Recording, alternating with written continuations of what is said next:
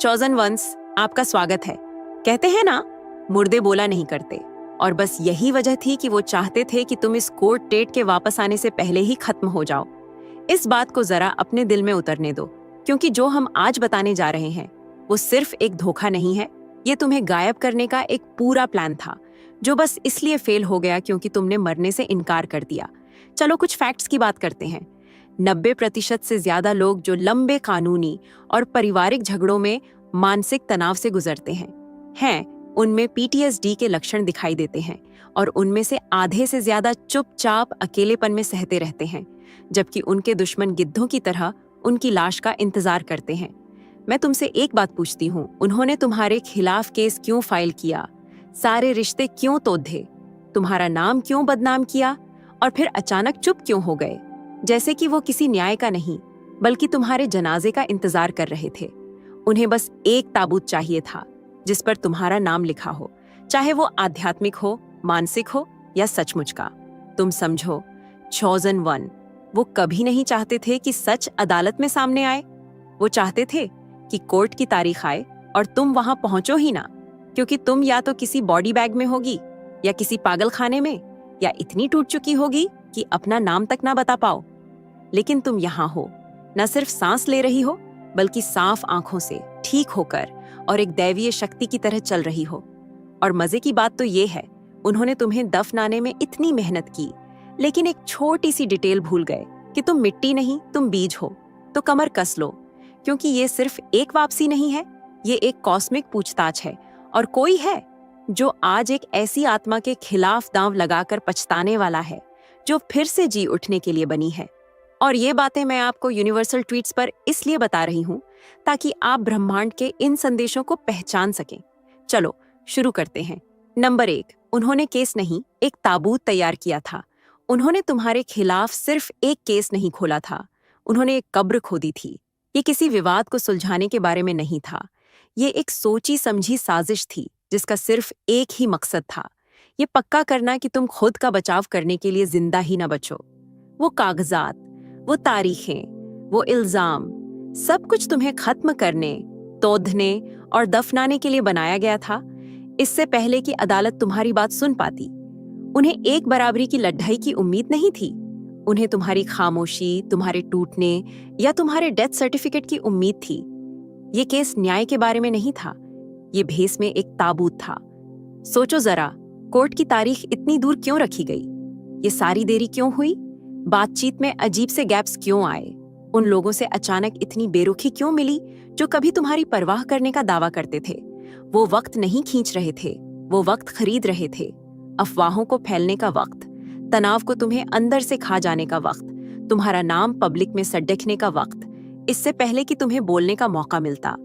उन्हें उम्मीद थी कि तुम मानसिक, भावनात्मक और यहाँ तक कि शारीरिक रूप से भी हार मान लोगी। ये लड़ाई कभी इस बारे में नहीं थी कि कौन सही है, ये इस बारे में थी कि आखिर में कौन खड़ा रहेगा। उन्होंने इस बात पर दांव लगाया था कि तुम टिक नहीं पाओगी। उन्होंने तुम्हारे ट्रॉमा को, तुम्हारे अतीत को, तुम्हारी कमजोरियों को एक हथियार की तरह इस्तेमाल किया। वो जानते थे कि तुम किन चीजों से गुजरी हो, और उन्होंने हर चीज इस बात पर लगा दी कि तुम दबाव में आकर या तो पुराने हाल में लौट जाओगी या टूट जाओगी। उन्होंने सोचा कि अगर वो तुम्हें जोर से मारेंगे और फिर गायब हो जाएंगे तो तुम चुपचाप बिखर जाओगी और उन्हें सच का सामना करने की तकलीफ से बचा लोगी। लेकिन तुम यहाँ हो, अभी भी सांस ले रही हो, अभी भी DDH रही हो। यही वो चीज थी जिसका उन्होंने हिसाब नहीं लगाया था। उन्होंने सोचा था कि तुम बिखर जाओगी, लेकिन तुमने उस पैटर्न को PR वेट लिया। तुम और समझदार, मजबूत और क्लियर हो गई। और अब जिस तारीख को वो तुम्हारा अंत समझ रहे थे, वही तारीख उनका पर्दाफाश करने वाली है। वो कोर्टरूम अब उनका मंच नहीं रहा, वो तुम्हारा है। और अब जो केस उन्होंने ताबूत की तरह बनाया था, वो तुम्हारे जिंदा बचने के बोझ तले टूट रहा है। नंबर 2, तुम्हारा मानसिक पतन उनके टाइमलाइन का हिस्सा था। उन्होंने तुम्हारे टूटने को एक शेड्यूल की तरह प्लान किया था। ये अचानक नहीं था। उन्होंने तुम्हारे टूटने के हर कदम की उम्मीद की थी कि वो ठीक वैसे ही होगा। तुम्हें इमोशनली चुप कराना, तुम्हें समाज से अलग थलग कर देना, तुम्हें आर्थिक रूप से तोड़ DH देना और तुम्हें मानसिक रूप से कुचल देना। उन्होंने सिर्फ उम्मीद नहीं की थी, वो इस पर निर्भर थे। कोर्ट की तारीख से वो डरते नहीं थे। ये वो डेडलाइन थी जब तक उन्हें यकीन था कि तुम जवाब देने के लिए बहुत ज्यादा टूट चुकी होगी। यही मकसद था, सिर्फ जीतना नहीं बल्कि ये पक्का करना कि तुम वहां पहुंचो ही ना। उन्होंने हर चीज को इस उम्मीद के साथ टाइम किया था कि तुम धीरे धीरे लेकिन पक्के तौर पर बिखर जाओगी, कि तनाव तब तक बढ़ता रहेगा जब तक सांस लेना नामुमकिन ना हो जाए, कि तुम अपनी भूख खो दोगी, नींद खो दोगी, दोस्त खो दोगी, खुद को खो दोगी। और जब तुम बिखर रही थी, वो एकदम कूल बने रहे। वो चुप रहे, कागजी कार्रवाई चलाते रहे, पब्लिक में मुस्कुराते रहे और ये सब करते हुए बस ये देख रहे थे कि दर्द को तुम्हें अंदर से खाने में कितना वक्त लगता है। ये इस बारे में नहीं था कि उनके पास कोई केस है भी या नहीं, वो नुकसान पर दांव लगा रहे थे। उस तरह की भावनात्मक साजिश जिसे किसी जज की जरूरत नहीं पड़ ढहती, क्योंकि वो तुम्हें कोर्ट रूम देखने से पहले ही दिमागी तौर पर खत्म कर देती है। उन्हें न्याय नहीं चाहिए था, वो चाहते थे कि तुम चली जाओ, तस्वीर से बाहर, नक्शे से बाहर, अपनी ही कहानी से मिट जाओ। उन्हें यकीन था कि अगर वो शांत और धैर्यवान बने रहे तो तुम्हारा अपना दिमाग बाकी का काम कर देगा। यही बात सबसे ज्यादा चुभती है। उन्हें अपने झूठ से ज्यादा तुम्हारे टूटने पर भरोसा था। उन्होंने सोचा कि वो तुम्हें जानते हैं। उन्होंने सोचा कि जो घाम तुम्हारे अंदर थे वो अभी भी खुले हैं। उन्होंने सोचा कि तुम्हारे पास लड़ाई तक पहुंचने के लिए ताकत नहीं बची है, लेकिन तुमने उनका सारा गणित बिगाड़ डाच दिया। तुम टूटी नहीं, तुम बदल गई। दबाव ने तुम्हें कुचला नहीं, उसने तुम्हें एक्टिवेट कर दिया। अब वो चुपचाप बैठे तुम्हें उस स्पष्टता, ताकत और शांति के साथ उठते हुए देख रहे हैं जिसकी उन्होंने उम्मीद नहीं की थी। वो एक भूत का इंतजार कर रहे थे, लेकिन अब उन्हें किसी ऐसे का सामना करना पड़ DDH रहा है जो नर्क से गुजर कर आया है और न्याय जैसा दिख रहा है। नंबर 3, तुम्हारी सहन शक्ति ने एक मल्टी पर्सन इन्वेस्टमेंट को चकनाचूर कर दिया। यह सिर्फ एक इंसान नहीं था जो तुम्हारे गिरने की उम्मीद कर रहा था। पर्दे के पीछे कई लोग थे जिन्होंने तुम्हारी बर्बादी में ऐसे इन्वेस्ट किया था जैसे ये कोई ग्रुप प्रोजेक्ट हो। वो सिर्फ देख नहीं रहे थे, वो एक्टिव रूप से तुम्हारी तबाही के लिए दुआ कर रहे थे। अपनी एनर्जी, वक्त और कुछ मामलों में तो पैसा भी लगा रहे थे ताकि ये पक्का हो सके कि तुम इस कानूनी तूफान से बाहर ना निकल पाओ। उनमें से कुछ अपने हाथ साफ रखने के लिए पीछे खड्डी खे रहे, जबकि चुपके से आग में घी डालते रहे। दूसरों ने खुलेआम अपना रोल निभाया, ये सोचकर कि भीख देख उन्हें बचा लेगी। लेकिन किसी भी तरह उन सबका एक ही मकसद था, तुम्हारे उठने से पहले तुम्हें मिटा देना। तुम्हारी बर्बादी उनके लिए एक साझा सपना बन गई थी। उन्होंने तुम्हारा नाम एक सीक्रेट करेंसी की तरह एक दूसरे को पास किया। उन्होंने कहानियां सुनाई, सच को बढ़ा चढ़ाकर बताया, तुम्हारी जिंदगी को एक ऐसे झूठ में बदल दिया जिस पर वो सब सहमत हो सके। कोर्ट की तारीख सिर्फ एक झगड्ढे को सुलझाने के बारे में नहीं थी, ये उनकी फिनिश लाइन बन गई थी। वो दिन जब उन्हें तुम्हारी खामोशी का जश्न मनाने की उम्मीद थी। उन्होंने तुम्हारे बारे में मीटिंग्स की, कानाफूसी की, देर रात मैसेज किए। उन्होंने प्लान बनाया कि जब तुम तस्वीर से बाहर हो जाओगी, इमोशनली बर्बाद हो जाओगी या पूरी तरह से खत्म हो जाओगी, तो वो क्या करेंगे। जिस चीज का उन्होंने हिसाब नहीं लगाया था वो था तुम्हारा जिंदा बचना। इसने उन्हें किसी भी और चीज से ज्यादा हिला दिया। तुम्हारा वजूद, सांस लेना, ठीक होना, अभी भी खड्डेथा रहना, इसने उनके पूरे ऑपरेशन को बर्बाद कर दिया। इससे उनकी विश्वसनीयता खत्म हो गई। इससे उनकी कहानियां खुलने लगी। इसने उन्हें बेवकूफ बना दिया। तुम्हारे पास आगे बढ़ते रहने की ताकत नहीं होनी चाहिए थी। और अब जब तुम उस दिन तक पहुंच गई हो जिसके बारे में उन्होंने सोचा था कि तुम कभी नहीं देख पाओगी, तो वो घबरा रहे हैं। तुम्हारे जिंदा बचने ने उन्हें इस सच का सामना करने पर मजबूर कर दिया कि उनकी सारी मेहनत, एनर्जी और इन्वेस्टमेंट कहीं नहीं गई। तुम उस तरह से नहीं टूटी जिस तरह से उन्हें जरूरत थी। तुम गायब नहीं हुई, तुम दबाव में नहीं बिखरी। अब वो छिप रहे हैं, नजरें चुरा रहे हैं और अपने नाम बचाने के लिए हाथ पैर मार रहे हैं। क्योंकि जब कोई उस चीज से बच जाता है जो उसे नष्ट करने के लिए बनी थी, तो ध्यान बदल जाता है और अब माइक्रोस्कोप के नीचे तुम नहीं, वो हैं। नंबर 4, उन्होंने ये नहीं सोचा था कि आत्मा में फिर से जी उठने की शक्ति होती है। उन्होंने तुम्हारी कमजोरियों को वैज्ञानिकों की तरह स्टडी किया, तुम्हारे अतीत को एनालिस्ट की तरह तोड़ा और अपना प्लान इस आधार पर बनाया कि तुम क्या नहीं सह सकती। उन्होंने तुम्हारे ट्रॉमा पर नोट्स लिए, तुम्हारे ब्रेकडाउन को याद रखा, इस पर ध्यान दिया कि तुम्हें किसने छोड़ा, और ये मान लिया कि इन सब का मतलब है कि तुम हमेशा के लिए कमजोर हो। उन्होंने सोचा कि तुम्हारा दर्द तुम्हारी हार का ब्लूप्रिंट है, लेकिन जिस चीज को उन्होंने नहीं गिना वो ये थी कि आत्मा नसों और यादों से नहीं बनी होती। ये किसी गहरी चीज से बनी होती है, कुछ ऐसा जिसे वो माप नहीं सकते, कंट्रोल नहीं कर सकते और निश्चित रूप से मार नहीं सकते। उन्होंने सोचा कि क्योंकि तुम्हारा शरीर थक गया है तो तुम्हारी आत्मा भी थक जाएगी। उन्होंने तुम्हें शोक मनाते देखा और सोचा कि तुम वहीं फंसी रहोगी। उन्होंने देखा कि तुम चुप हो गई हो और मान लिया कि तुम खत्म हो गई हो। जो चीज वो पूरी तरह से चूक गए वो ये है कि कुछ खामोशियां पवित्र जगह होती हैं जहां आत्माएं खुद को रिलोड करती हैं। जिसे उन्होंने कमजोरी समझा वो असल में एक ऐसे पुनरुत्थान की शुरुआत थी जिसे वो देख नहीं सके, क्योंकि जब एक चॉज़न वन अंदर से मरता है तो ये कभी स्थायी नहीं होता। ये एक ठहराव होता है, एक पवित्र पुनर्निर्माण। और जब वो आत्मा वापस उठती है तो वो सिर्फ लौटती नहीं है, वो विकसित होती है। यही वो नहीं समझ पाए। तुम इच्छा शक्ति पर नहीं जी रही थी, तुम किसी अनंत शक्ति से जुड़ी हुई थी। तुम्हारी ताकत अहंकार या घमंड से नहीं आई, ये दैवीय शक्ति से आई। तुम्हारे अंदर की उस शक्ति से आई जो पीढ़ियों से चली आ रही है और जिसने तुम्हें जाने से मना कर दिया। उस नियति से आई जो तुम्हारी कहानी को ऐसे खत्म नहीं होने देती। उन्होंने सोचा कि तुम्हारे पास कोई ऑप्शन नहीं बचा है, लेकिन तुम्हारे पास वो भंडार थे जिनके बारे में वो जानते ही नहीं थे। एक पवित्र गुस्सा जिसने तुम्हें खड़िधा रखा, एक पवित्र याद जिसने तुम्हें जमीन से जोधे रखा, और तुम्हारे खून में एक आग जो पीढ़ियों से जल रही है। तुम सिर्फ ठीक नहीं हुई, तुम अपग्रेडेड होकर वापस लौटी हो। और ये उनके लिए भयानक है, क्योंकि अब वो तुम्हारे उस वर्जन से नहीं निपट रहे हैं जिसे उन्होंने दफनाने की कोशिश की थी। वो वर्जन मर गया। जो आज सामने आया है वो पुनर्जीवित है, वो जो ना सिर्फ जिंदा है बल्कि पूरी तरह से जाग चुका है, और उन्हें कोई अंदाजा नहीं है कि उसे कैसे रोका जाए। नंबर 5, कोर्ट की तारीख। उनकी आध्यात्मिक समाप्ति तिथि थी। ये कोर्ट की तारीख सिर्फ कैलेंडर पर गोला नहीं की गई थी, ये एक आध्यात्मिक डेडलाइन थी जो उन्होंने सोचा था कि उनके पक्ष में काम करेगी। उन्होंने घड़ी सिर्फ कानूनी मामलों के लिए नहीं बल्कि आध्यात्मिक युद्ध के लिए सेट की थी।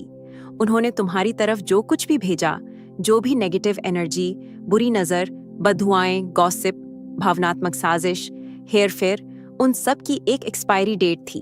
उनके दिमाग में ये सब इस दिन के आने से ठीक पहले अपने चरम पर पहुंच जाएगा, और जब तक ये दिन आएगा तुम इतनी टूट चुकी होगी, इतनी शर्मिंदा होगी या इतनी जा चुकी होगी कि तुम सामने ही नहीं आओगी।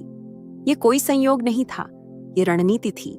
उन्होंने अपनी मंशाओं को एक आध्यात्मिक जाल की तरह बिछाया, इस उम्मीद में कि तुम देरी और डिप्रेशन के बोझ तले दब जाओगी। उन्होंने झूठ को रस्मों के साथ, कड़ाहट को विश्वास के साथ मिलाया। उन्होंने खुद से और दूसरों से वादे किए कि इस दिन तक तुम खत्म हो जाओगी, सिर्फ कोर्ट में चुप नहीं, आत्मा से चुप। लेकिन जो डेडलाइन उन्होंने बनाई थी वो उलटी पट्टी DH गई, क्योंकि जितना ज्यादा वक्त गुजरा उतनी ज्यादा शक्ति बदल गई। जो चीज तुम्हें कमजोर करने के लिए थी उसने असल में तुम्हें मजबूत किया। जो चीज तुम्हें अलग थलग करने के लिए थी उसने तुम्हें अंदर की ओर धकेला, जहां तुम्हें वो आग मिली जिसके बारे में वो जानते ही नहीं थे। जितना लंबा इंतजार खिंचता गया उतना ही भ्रम टूटता गया। अब वो दिन आ गया है, और एक मरी हुई आत्मा को पाने के बजाय उनका सामना किसी ऐसे व्यक्ति से हो रहा है जो पूरी तरह से जिंदा है, पूरी तरह से जागरूक है और पूरी तरह से तैयार है। लेकिन यहाँ एक ट्विस्ट है, ये कोर्ट की तारीख तुम्हारे पतन का नहीं, उनके पतन का प्रतीक है। जो डेडलाइन उन्होंने बनाई थी वो एक आध्यात्मिक उलटफेर बन गई है। उन्होंने जो कुछ भी प्रोजेक्ट किया था वो अब बूमरैंग की तरह वापस आ रहा है। वो झूठ, वो हेरफेर, वो एनर्जी जो उन्होंने पैदा की थी वो रियल टाइम में सेंडर को वापस लौट रही है। अब तुम ट्रायल पर नहीं हो, वो है। और विडंबना ये है कि वो इस आध्यात्मिक फैसले के खिलाफ अपील नहीं कर सकते। कोई वकील नहीं, कोई लूपहोल नहीं, कोई रस्म इतनी मजबूत नहीं कि जो शुरू हो चुका है उसे उलट सके। कोर्ट कागज पर कानूनी हो सकता है, लेकिन आध्यात्मिक दायरे में ये हमेशा से उनकी समाप्ति तिथि थी। उन्होंने तुम्हारा अंत लिखने की कोशिश की और इसके बजाय अपना ही पर्दाफाश कर दिया। नंबर 6, उन्होंने कभी उम्मीद नहीं की थी कि तुम्हारी खामोशी सोची समझी होगी। उन्होंने तुम्हारी खामोशी को किसी नौसिखिए की तरह गलत पढ़ा। उन्होंने सोचा कि तुम छिप रही हो, टूट रही हो या दबाव से बच रही हो, लेकिन तुम डर नहीं रही थी, तुम धार तेज कर रही थी। तुम इसलिए नहीं बोली क्योंकि तुम्हारे पास अभी कहने के लिए कुछ नहीं था, इसलिए नहीं कि तुम शक्तिहीन थी, जब वो अपना मुंह चला रहे थे और अपनी कहानियां लिख रहे थे, तुम हर चाल, हर झूठ, हर उस नाम को स्टडी कर रही थी जो वहां दिखाई दिया जहां उसे नहीं होना चाहिए था। तुम्हारी खामोशी डर नहीं थी, ये रणनीति थी। और अब उन्हें पता चलने वाला है कि जब एक शांत तूफान आखिरकार बोलता है तो क्या होता है। उन्होंने कभी नहीं सोचा कि तुम्हारी खामोशी सोची समझी होगी, कि उस शांति के पीछे कोई था जो पैटर्न देख रहा था, सबूत इकट्ठा कर रहा था, उन डिटेल्स को याद रख रहा था जो किसी ने सोचा भी नहीं होगा कि तुम नोटिस करोगी। तुम बातचीत को ट्रैक कर रही थी, धोखे को पकड़ डीडीएच रही थी, ये देख रही थी कि कौन साथ है और कौन सिर्फ दिखावा कर रहा है। तुम सिर्फ जिंदा नहीं बच रही थी, तुम आध्यात्मिक, भावनात्मक और कानूनी रूप से अपना केस बना रही थी। उन्होंने सोचा कि उनके पास कहानी को अपने तरीके से घुमाने का वक्त है। उन्होंने सोचा कि तुम जमी रहोगी, लेकिन जिस खामोशी को उन्होंने कमजोरी समझा, वो असल में तुम थी, जो वो सब कुछ डाउनलोड कर रही थी जो उन्होंने सोचा था कि तुम मिस कर दोगी। और अब तुम सीन में ऐसे वापस आ रही हो जैसे कोई अंधेरे में पूरी स्क्रिप्ट पढ़कर अब लाल पेन के साथ वापस आया हो। तुम रिएक्टिव नहीं हो, तुम सटीक हो। तुम घबराई हुई नहीं हो, तुम शांत हो। तुम मुक्के नहीं मार रही हो, तुम टाइम स्टैम्प और सबूतों के साथ रसीदें दे रही हो। जिसे उन्होंने तुम्हारी देरी समझा, वो असल में उनके पर्दाफाश की तैयारी थी। वो सहज हो गए क्योंकि तुम चिल्लाई नहीं, क्योंकि तुमने सार्वजनिक रूप से अपना बचाव नहीं किया, क्योंकि तुमने उन्हें बोलने दिया। लेकिन अब जब कोर्ट की तारीख वापस आ गई है, तो तुम भी आ गई हो, और तुम वो नहीं हो जो तुम तब थी जब ये शुरू हुआ था। तुम अपग्रेडेड हो, फोकस्ड हो और फैक्ट्स के साथ घातक हो। तुम्हारा वो वर्जन जिसे उन्होंने सोचा था कि वो चुप करा सकते हैं, अब उसका पलड़ा भारी है। और उनके लिए सबसे बुरी बात, तुम सब कुछ पहले से जानती थी। तुमने उन्हें अपने ही शब्दों से खुद को दफनाने दिया, और अब तुम्हें सिर्फ सामने आना है और प्ले बटन दबाना है। उन्होंने कभी उम्मीद नहीं की थी कि तुम इतनी दूर तक पहुंच पाओगी, न दिमागी तौर पर, न जज्बाती तौर पर, और निश्चित रूप से आध्यात्मिक रूप से तो बिल्कुल नहीं। सिस्टम, लोग, इस अफरा तफरी के पीछे की मशीनरी, सब कुछ एक चीज पर निर्भर था कि तुम भूल जाओगी, कि ट्रॉमा तुम्हें भटका देगा, कि हेरफेर तुम्हारी याददाश्त पर पर्दा डाल देगा, कि गैस लाइटिंग तुमसे तुम्हारी स्पष्टता छीन लेगी। वो सिर्फ तुम्हारे चले जाने पर दांव नहीं लगा रहे थे, वो तुम्हारे इतने टूटे होने पर दांव लगा रहे थे कि तुम कभी टुकददों को एक साथ नहीं जोड़ पाओगी। लेकिन तुमने ऐसा किया, और अब सिर्फ जिंदा, जागरूक और पूरा होना ही उनके बनाए हर चीज के लिए एक खातरा है। तुम्हें भ्रमित, सुन्न और डिटेल्स याद रखने के लिए बहुत ज्यादा ज़ख्मी होना चाहिए था। उन्होंने उम्मीद की थी कि तुम या तो टूटी हुई दिखोगी या दिखोगी ही नहीं। उन्होंने मनोवैज्ञानिक कटाव पर दांव लगाया था। उन्होंने सोचा कि अतीत का बोझ तुम्हें सच के सामने आने से पहले ही ढा देगा। लेकिन तुम यहाँ हो, साफ सोच रही हो, सब कुछ साफ साफ याद रख रही हो, और एक ऐसी शांति से बोल रही हो जो गुस्से से ज्यादा गहरी चुभती है। तुम सिर्फ आग से बाहर नहीं निकली हो, तुम सबूत लेकर बाहर निकली हो। तुम्हें एक नाटकीय कहानी की जरूरत नहीं है, तुम्हें परफॉर्म करने की जरूरत नहीं है, तुम्हें ज्यादा समझाने की भी जरूरत नहीं है। तुम्हारा वजूद उनके हर झूठ का खंडन है। तुम्हारा यहाँ खड्डा होना, स्थिर, पूरा और पहले से कहीं ज्यादा तेज, उनके बनाए हुए हर भ्रम को तोड़ रहा है। तुम सबूत हो कि ना सिर्फ कुछ हुआ था, बल्कि कोई उससे गुजरकर भी बच गया, बिना वो बने जो उसके साथ हुआ था। ये सिर्फ दुर्लभ नहीं है, ये उनकी कहानी के लिए खतरनाक है। यही वजह है कि वो असहज हैं। क्यों वो बेचैन हैं? क्योंकि तुम अपनी कहानी टुकड़ों में नहीं बता रही हो, तुम पूरे आर्काइव के रूप में चल रही हो। तुम इस बारे में भ्रमित नहीं हो कि क्या हुआ, तुम अपनी समझ पर सवाल नहीं उठा रही हो। और क्योंकि तुम गायब नहीं हुई, तो सच भी नहीं हो सकता। तुम्हारा यहाँ पूरी तरह से मौजूद होना इस बात का सबूत है कि तुम्हें मिटाने की हर कोशिश नाकाम हो गई। और अब वो सिर्फ इल्जामों से नहीं लड़ रहे, वो एक जीते जागते सबूत से लड़ रहे हैं। और वो सबूत तुम हो। नंबर 7, तुम्हारा अस्तित्व ही सबूत है। तुम्हारा जिंदा बचना किसी कानूनी चमत्कार से कम नहीं है। एक दुर्लभ, लगभग असंभव घटना, एक ऐसे सिस्टम में जो अक्सर असुविधाजनक सच्चाइयों को भूलने और इनकार की परतों के नीचे दफना देता है। उन्होंने प्लान किया था कि तुम गायब हो जाओगी, भ्रम में खुद को खो दोगी, और जो तुम कभी थी उसकी एक टूटी हुई गूंज बन जाओगी। लेकिन तुमने उन सभी उम्मीदों को तोड़ दिया। तुम सिर्फ यहाँ नहीं हो, तुम स्पष्टता, याददाश्त और सच्चाई के साथ खद्दी हो। सिर्फ यही बात पूरे सिस्टम को हिला देती है। कई कानूनी लड़ाइयों में, खासकर उन लड़ाइयों में जो गहरे ट्रॉमा या आध्यात्मिक युद्ध से जुड़ी होती हैं, सबसे कमजोर कड़ी अक्सर याददाश्त होती है।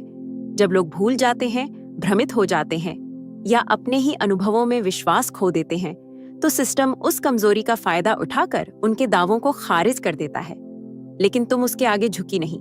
तुम्हारा दिमाग ठीक हो चुका है, तुम्हारी यादें तेज हैं, तुम्हें सब कुछ याद है, पल, हर डिटेल, हर नाइंसाफी, एक ऐसी सटीकता के साथ जिसे कोई कमजोर नहीं कर सकता। ये तुम्हें सिर्फ भावनात्मक या आध्यात्मिक रूप से ही नहीं, बल्कि कानूनी रूप से भी खतरनाक बनाता है। तुम एक धुंधली कहानी या भावनाओं का संग्रह नहीं हो, तुम सच्चाई का एक चलता फिरता, सांस लेता हुआ रिकॉर्ड हो। तुम्हारा वजूद उनकी कहानी, उनके झूठ और इतिहास को फिर से लिखने की उनकी कोशिशों को चुनौती देता है। हर बार जब तुम बोलती हो, हर बार जब तुम मजबूती से खदी होती हो, तुम उन दीवारों को गिरा देती हो जो उन्होंने खुद को बचाने के लिए बनाई थी। तुम्हारे पास सिर्फ बताने के लिए एक कहानी नहीं है, तुम वो सबूत हो जिसे वो मिटाने की उम्मीद कर रहे थे। तुम्हारी मौजूदगी एक खामोश अदालत है जो किसी भी दस्तावेज, गवाही या वकील की दलील से ज्यादा जोर से बोलती है। वो भ्रम, संदेह और इस उम्मीद पर निर्भर करते हैं कि तुम रास्ते में खुद को खो दोगी। लेकिन तुम्हारी स्पष्टता उस धुंधले सिस्टम में एक रोशनी की किरण है। ये एक याद दिलाता है कि चाहे वो कितनी भी तरकीबें अपना लें, कानूनी दांव-पेंच, धमकी या आध्यात्मिक हमले, तुम अटल हो। तुम्हारा ठीक हुआ दिमाग उनकी सबसे बड़ी कमजोरी है। इसका मतलब है कि तुम्हारा जिंदा बचना एक व्यक्तिगत जीत से कहीं ज्यादा है। ये इस बात का प्रतीक है कि सबसे मुश्किल माहौल में भी न्याय की जीत हो सकती है। तुम सच्चाई, याददाश्त और लचीलेपन की शक्ति का प्रतिनिधित्व करती हो, उन ताकतों के खिलाफ मजबूती से खद्दी हो जो तुम्हें चुप कराने और मिटाने के लिए बनाई गई थी। हर मायने में तुम्हारा वजूद ही सबूत है, और ये एक ऐसा सबूत है जिसे वो नकार नहीं सकते। नंबर 8, उनका कर्म इकट्ठा हो चुका है और एक सार्वजनिक पते का इंतजार कर रहा है। ये कोर्ट की तारीख कोई फिनिश लाइन नहीं है, ये एक चिंगारी है। जो कुछ भी सामने आने वाला है वो सिर्फ एक कानूनी मामला नहीं है, ये एक आध्यात्मिक धमाका है। ये किसी एक व्यक्ति का मुद्दा नहीं है, ये छिपी हुई गंदगी की एक चेन है जिसे बहुत लंबे समय से बहुत सारे कालीनों के नीचे छुपाया गया है। और अब कालीन वापस खींचा जा रहा है और बदबू हर उस कमरे में भरने वाली है जिसमें ये लोग कभी खुद को महफूज महसूस करते थे। उनका कर्म सिर्फ आ नहीं रहा है, वो इस पल का इंतजार कर रहा था, धैर्यपूर्वक, हिसाब किताब के साथ, एक फ्यूज की तरह जो बस फटने वाला है। उन्होंने सोचा कि अगर वो सही कागजात आगे बढ़ाएंगे, तुम्हें काफी बदनाम करेंगे और तुमसे ज्यादा जोर से विक्टिम कार्ड खेलेंगे तो वो साफ बच निकलेंगे। लेकिन यूनिवर्स भूलता नहीं है। ये कोर्ट की तारीख, ये अब उनके और तुम्हारे बारे में है ही नहीं, ये उनके और उन सब चीजों के बारे में है जो उन्होंने दफनाई थी। उनके झूठ, उनका हेयर फेयर, उनके अंधेरे में किए गए सौदे, ये सब चुपचाप इकट्ठा हो रहे थे, उस पल का इंतजार कर रहे थे जब उन्हें सार्वजनिक रूप से इसका सामना करना पड़ेगा। और उस पल का एक नाम है, ये केस। क्योंकि जो उन्होंने उम्मीद नहीं की थी वो ये थी कि तुम्हारी आवाज ट्रिगर बन जाएगी। जिन शब्दों को उन्होंने चुप कराने की कोशिश की थी वो अब उन हॉलों में गूंजेंगे जिन्हें वो कंट्रोल नहीं कर सकते। तुम्हारी सच्चाई सिर्फ शक्तिशाली नहीं है, ये रेडियो एक्टिव है।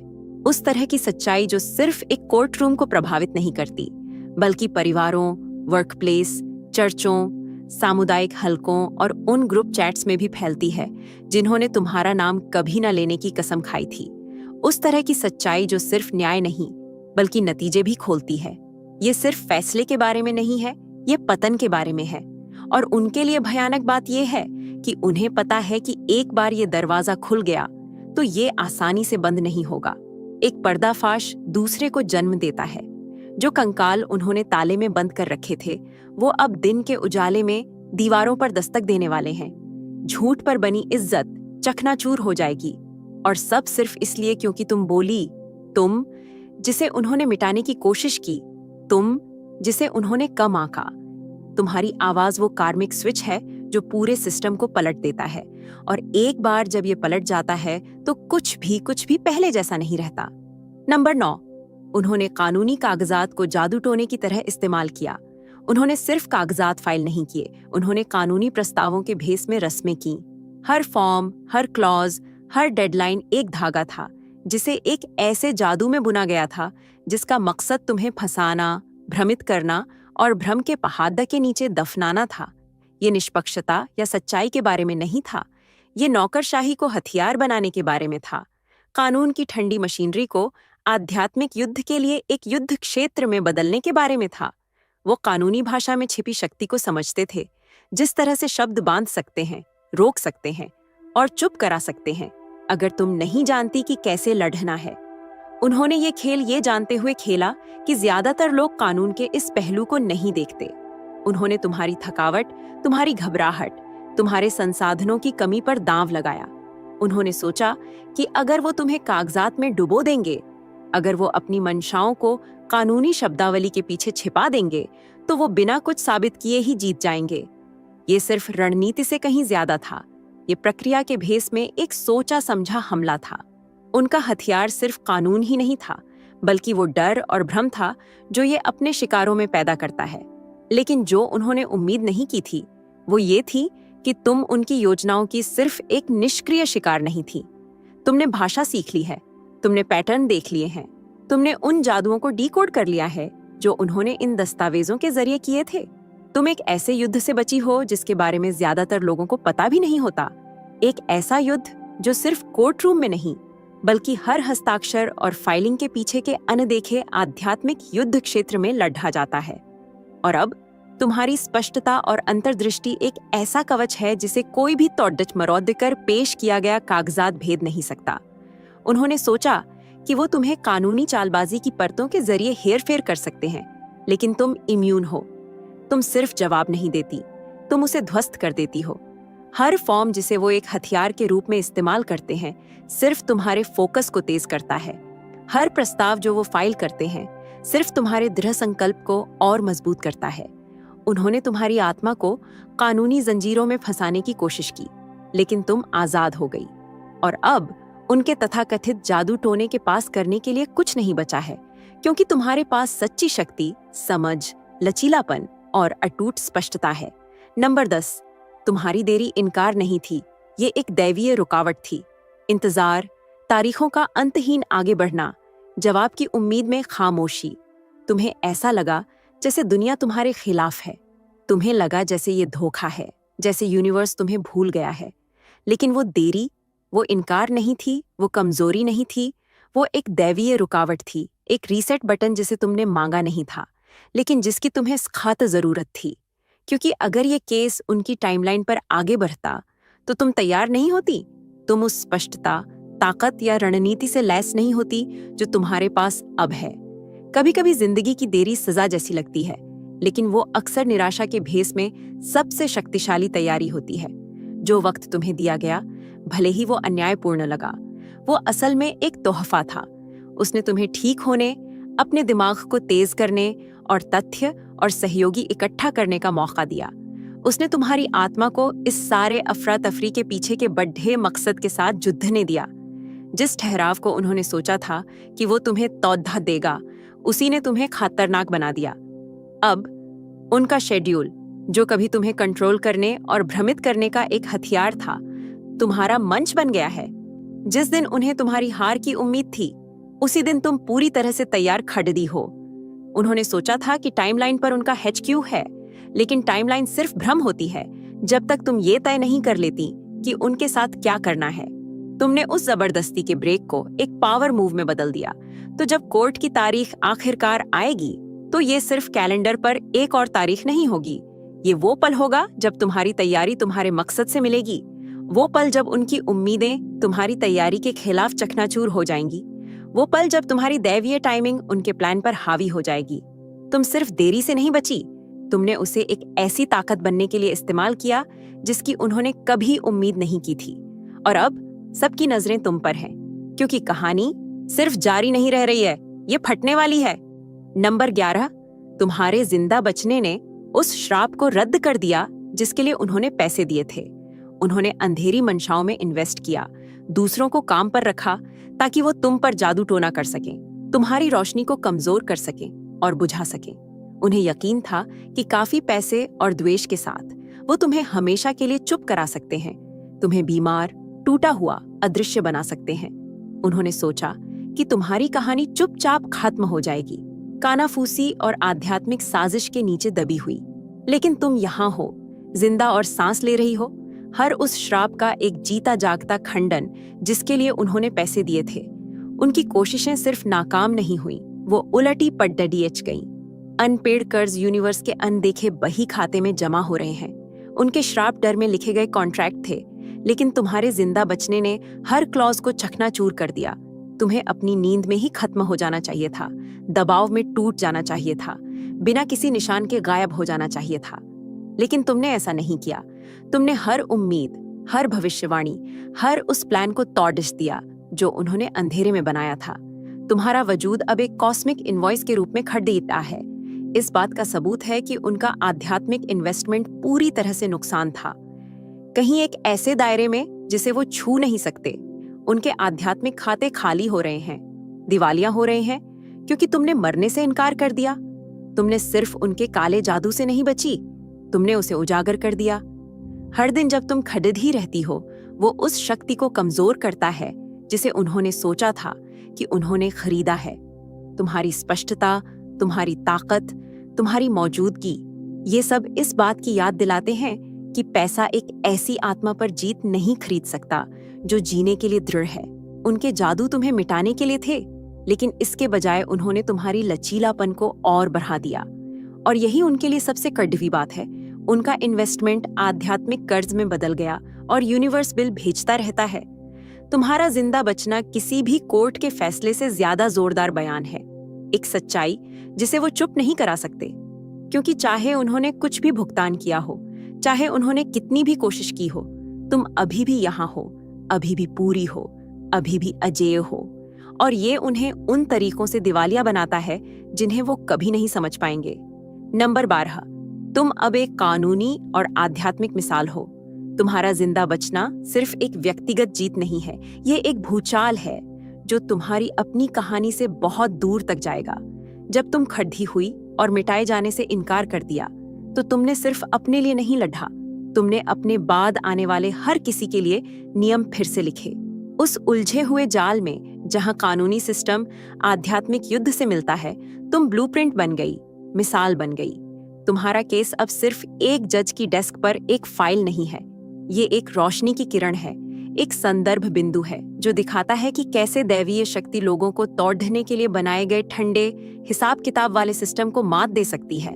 तुम अब एक आदर्श बन गई हो, वो उदाहरण जिसे दूसरे देखेंगे जब वो अपनी खुद की लड़ाइयों का सामना करेंगे। वकील तुम्हारे लचीलेपन का अध्ययन करेंगे, समुदाय तुम्हारी कहानी में उम्मीद पाएंगे, और जो उसी लड़ाई में फंसे हैं वो तुम्हारी यात्रा को इस बात के सबूत के रूप में इस्तेमाल करेंगे कि जिंदा बचना और जीत संभव है। तुम एक जीती जागती मैनुअल हो कि कैसे जो तुम्हें नष्ट करने के लिए था उसे आजादी में बदला जाए। तुम यहाँ जो कर रही हो वो सिर्फ एक केस जीतना नहीं है, ये पवित्र को धर्मनिरपेक्ष के साथ इस तरह से जोड़ने का एक रास्ता खोल रहा है जो सम्मान की मांग करता है और बदलाव की मांग करता है। आध्यात्मिक और कानूनी सिस्टम लंबे समय से एक दूसरे के खिलाफ रहे हैं, अक्सर दिव्य योद्धाओं को बीच में फंसा छोड़ देते हैं, लेकिन तुम उस कहानी को बदल रही हो। तुम्हारी लड़ाई एक नया मानक बना रही है, एक मिसाल जो ये घोषणा करती है कि हथियारबंद सिस्टम चुने हुए लोगों को चुप नहीं कराएंगे, वो नहीं जीतेंगे। ये कोर्ट की तारीख सिर्फ वक्त का एक पल नहीं है, ये किसी बहुत बड़ी चीज की नींव है। तुम सिर्फ जिंदा नहीं बच रही हो, तुम एक विरासत की अगुवाई कर रही हो। और जब ये कहानी फैलेगी कि तुमने कैसे असंभव को जीत में बदला, तो ये अनगिनत दूसरों को उठने के लिए सशक्त करेगी, ये जानते हुए कि उनके खुद के संघर्ष न्याय और सच्चाई की ओर एक बढ़े अजेय आंदोलन का हिस्सा है। नंबर 13, कोर्टरूम अब उनका अखाड़ा नहीं रहा। वो इस केस को ये सोचकर लाए थे कि कोर्टरूम उनका शिकारगाह होगा, एक ऐसी जगह जहां वो तुम्हें चुप रहने के लिए धमका सकते हैं, जहां तुम्हारी आत्मा दबाव में टूट जाएगी। उन्होंने कल्पना की थी कि तुम टूटी हुई, डरी हुई और दब्बू होकर अंदर आओगी, लेकिन वो स्क्रिप्ट उस तरह से नहीं चली जैसा उन्होंने प्लान किया था। इसके बजाय तुम उस कमरे के हर इंच पर अपना हक जताते हुए अंदर आई, जैसे वो तुम्हारे कमांड के लिए बना हो। तुम्हारी मौजूदगी ने तुरंत एनर्जी बदल दी। तुम्हारी गवाही सिर्फ शब्द नहीं है, ये भविष्यवाणी है। इसमें सच्चाई का वो वजन है जिसे नजरअंदाज या तौधा मरौधा नहीं जा सकता। जज सिर्फ तुम्हारी आवाज नहीं सुनेंगे, वो उसके पीछे की अकाट्य शक्ति को महसूस करेंगे। हमला करने के लिए तैयार वकील अचानक महसूस करेंगे कि जिस शक्ति का वो सामना कर रहे हैं वो पहले जैसी नहीं है। कोर्टरूम में हवा बदल जाएगी, चार्ज्ड, इलेक्ट्रिक। इस ज्ञान से भारी की भूमिकाएं बदल गई हैं। ये अब तुम्हारे लिए कोई खेल नहीं है, ये एक हिसाब किताब है। शिकारी, वो जिसने सोचा था कि उसके पास सारा कंट्रोल है, रियल टाइम में मुल्जिम बन गया है। वो उजागर हो गए हैं, कमजोर हैं और उन नतीजों का सामना करने पर मजबूर हैं जिनकी उन्होंने कभी उस जगह पर उम्मीद नहीं की थी जिसे वो कभी कंट्रोल करते थे। तुम्हारा शांत आत्मविश्वास उनके नकाब को टुकद्दे टुकद्दे कर देता है। कोर्टरूम, जो कभी उनका अखाधा था, अब तुम्हारा मंच है और वहां मौजूद हर कोई ये जान जाएगा वो सिर्फ एक केस का नहीं बल्कि शक्ति का भी एक परिवर्तन देखेंगे। शिकारी शिकार बन गए हैं और जिस खामोशी से वो डरते थे उसकी जगह तुम्हारी अकाट्य, अजेय आवाज ने ले ली है। ये तुम्हारा पल है और उस कमरे में कुछ भी जो पहले से तय हो चुका है उसे रोक नहीं सकता। नंबर 14, वो तुम्हें मरा हुआ चाहते थे क्योंकि मुर्दे गवाही नहीं दे सकते। वो तुम्हें मरा हुआ चाहते थे क्योंकि एक मरा हुआ व्यक्ति बोल नहीं सकता, गवाही नहीं दे सकता, उनके झूठ को चकनाचूर नहीं कर सकता। ये पूरी साजिश इस बारे में नहीं थी कि तुम दोषी थी या निर्दोष। ये इस बारे में थी कि क्या तुम्हें हमेशा के लिए चुप कराया जा सकता है। तुम उनके लिए खतरनाक थी, इसलिए नहीं कि तुमने कुछ किया था, बल्कि इसलिए क्योंकि तुमने सब कुछ देखा था, सब कुछ समझ लिया था। तुम्हारा ज्ञान एक ऐसा खतरा था जिसे वो कंट्रोल नहीं कर सकते थे। तो उनका प्लान ये पक्का करना था कि तुम्हें कभी इसका इस्तेमाल करने का मौका ना मिले। लेकिन तुम मरी नहीं, तुम उन सायों में गायब नहीं हुई जहां वो उम्मीद कर रहे थे कि तुम गायब हो जाओगी।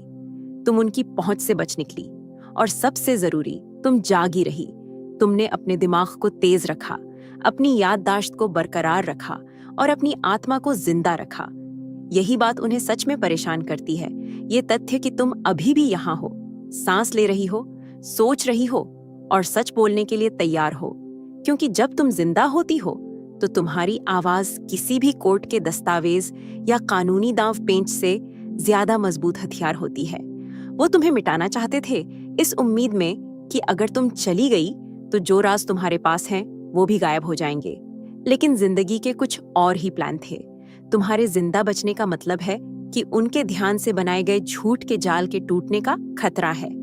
हर दिन जब तुम जिंदा, जागरूक और मुखर रहती हो, वो एक और दिन कंट्रोल खो देते हैं। ये तथ्य कि तुम गवाही दे सकती हो, अपनी सच्चाई साझा कर सकती हो और रोशनी में खड़ी हो सकती हो, उन्हें किसी भी और चीज से ज्यादा डराता है। तुम खतरनाक हो क्योंकि ज्ञान शक्ति है और वो तुम्हें शक्तिहीन रखना चाहते थे। लेकिन तुम यहाँ हो, जिंदा, अटूट और जो उन्होंने सोचा था कि सुरक्षित रूप से छिपा हुआ है उसे उजागर करने के लिए तैयार हो। तुम्हारा वजूद ही सबसे जोरदार गवाही है और यही तुम्हें उनकी कहानी के लिए सबसे बद्धा खतरा बनाता है। उन्होंने उम्मीद की थी कि तुम इस दिन के आने से पहले ही चली जाओगी, नजरों से दूर, दिमाग से दूर। उन्होंने डर, खामोशी और गायब हो जाने को आखिरी खेल के रूप में गिना था। लेकिन जो वो समझने में नाकाम रहे वो ये है कि तुम सिर्फ मांस और हड्डी नहीं हो, तुम आत्मा हो, लचीलापन हो और हर उस परीक्षा से बुनी हुई एक अजेय शक्ति हो जिससे तुम गुजरी हो। तुम्हारा जिंदा बचना सिर्फ एक व्यक्तिगत जीत नहीं है, ये एक घोषणा है कि कोई भी अंधेरा, हेरफेर या डर सच्चाई को मिटा नहीं सकता। ये कोर्ट की तारीख सिर्फ कानूनी लड़ाइयों या फैसलों के बारे में नहीं है, ये उस शक्ति के अनावरण के बारे में है जिसके बारे में उन्होंने कभी नहीं समझा था कि तुम्हारे पास है। तुमने सिर्फ उनके हमलों को नहीं सहा, तुमने उन्हें ईंधन में बदल दिया। हर देरी, हर श्राप, हर कानाफूसी जो तुम्हें तोड़ने के लिए थी, सिर्फ तुम्हारे संकल्प को तेज किया। तुम टूटी हुई नहीं, बल्कि मजबूत, समझदार और पहले से कहीं ज्यादा अटूट होकर पहुंची हो। जिन सिस्टम को उन्होंने हथियार के रूप में इस्तेमाल किया, वो तुम्हारी सबसे बड़ी जीत का मंच बन गए हैं।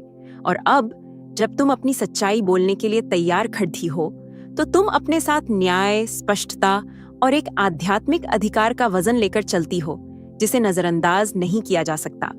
ये पल एक कोर्ट रूम के टकराव से कहीं ज्यादा है। ये एक भूचाल है, ये किसी भी ऐसे व्यक्ति को संकेत देता है जिसे चुप कराया गया है, कम आंका गया है या खारिज कर दिया गया है कि जिंदा बचना एक शुरुआत है, अंत नहीं।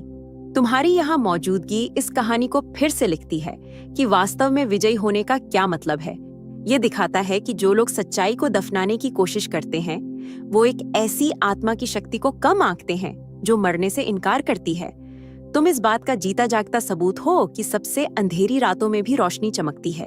तो जब वो हथौड़ा गिरेगा तो वो सिर्फ एक कानूनी नतीजे पर मुहर नहीं लगाएगा, ये एक गहरी सच्चाई को गूंजेगा कि चुना हुआ व्यक्ति सिर्फ जिंदा नहीं बच रहा है, वो उठ रहा है, बोल रहा है और उस सिस्टम को ही बदल रहा है जिसने उसे कुचलने की कोशिश की थी। ये कोर्ट की तारीख तुम्हारा हिसाब किताब है, तुम्हारा पल है और तुम्हारी विरासत है। और याद रखना, जो उन्होंने सोचा था कि तुम्हारा अंत होगा, वो असल में सिर्फ एक ऐसी शक्ति की शुरुआत है जिसकी उन्होंने कभी उम्मीद नहीं की थी। अगर आप यूनिवर्सल ट्वीट्स के माध्यम से ब्रह्मांड के संदेश को अपने जीवन में महसूस करते हैं और इसे दूसरों तक पहुंचाने में मेरा साथ देना चाहते हैं, तो सुपर थैंक्स के जरिए आपका समर्थन मेरे लिए बहुत मायने रखता है, क्योंकि यह सिर्फ एक आर्थिक मदद नहीं है बल्कि ब्रह्मांड की ऊर्जा को और अधिक मजबूत बनाने का एक तरीका है। सुपर थैंक्स देकर आप न सिर्फ मेरे काम को सराहते हैं बल्कि इस दिव्य यात्रा को आगे बढ़ाने में भी योगदान देते हैं और आपका हर दान ब्रह्मांड के संदेश को और अधिक लोगों तक पहुंचाने में मदद करता है। आपका हर योगदान न सिर्फ मेरे लिए बल्कि उन सभी के लिए प्रेरणादायक है जो सच्चाई की तलाश में हैं। तो अगर ये मैसेज आपके दिल को छू गया और आप ऐसी ही शक्तिशाली कहानियों से जुड़े रहना चाहते हैं, तो सब्सक्राइब बटन दबाना ना भूलें, वीडियो को लाइक करना ना भूलें। ये और लोगों तक इस सच्चाई को पहुंचाने में मदद करता है। अपने विचार और अनुभव नीचे कमेंट्स में लिखें, आपकी आवाज यहाँ मायने रखती है। और अगर आप किसी ऐसे को जानते हैं जिसे ये सुनने की जरूरत है, तो उनके साथ शेयर करें। हम सब मिलकर एक ऐसी कम्युनिटी बना रहे हैं जो चुप रहने से इनकार करती है। इस सफर का हिस्सा बनने के लिए शुक्रिया। ब्रह्मांड आपका भला करे।